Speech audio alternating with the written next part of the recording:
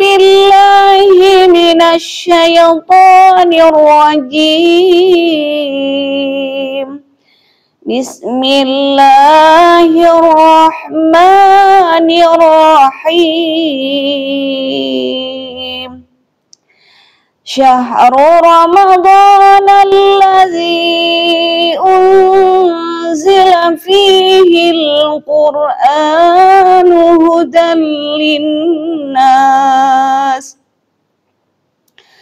hudan linnasi wa bayyinatin minal huda wal furqan.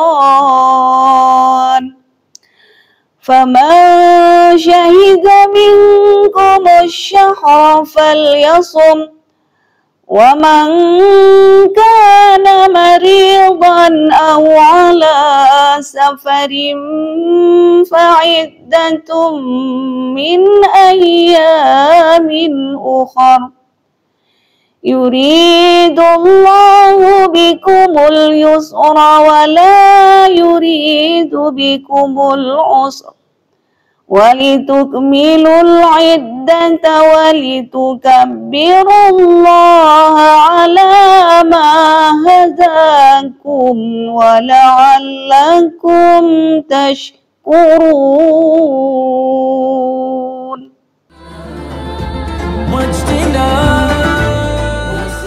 Bulan Ramadan adalah bulan yang di dalamnya diturunkan Al-Quran sebagai petunjuk bagi manusia dan penjelasan-penjelasan mengenai petunjuk itu dan pembeda antara yang benar dan yang batil.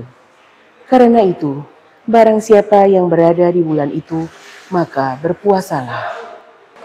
Dan barang siapa yang sakit atau dalam perjalanan dan dia tidak berpuasa, maka wajib menggantinya sebanyak hari yang ditinggalkannya pada hari-hari yang lain.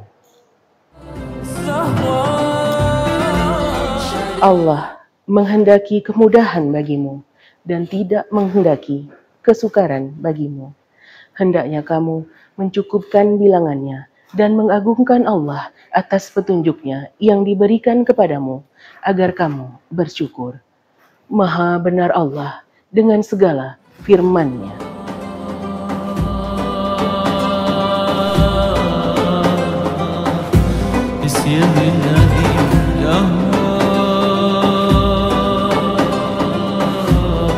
Oke, ini loh, Kanun nomor 11 tahun 2002.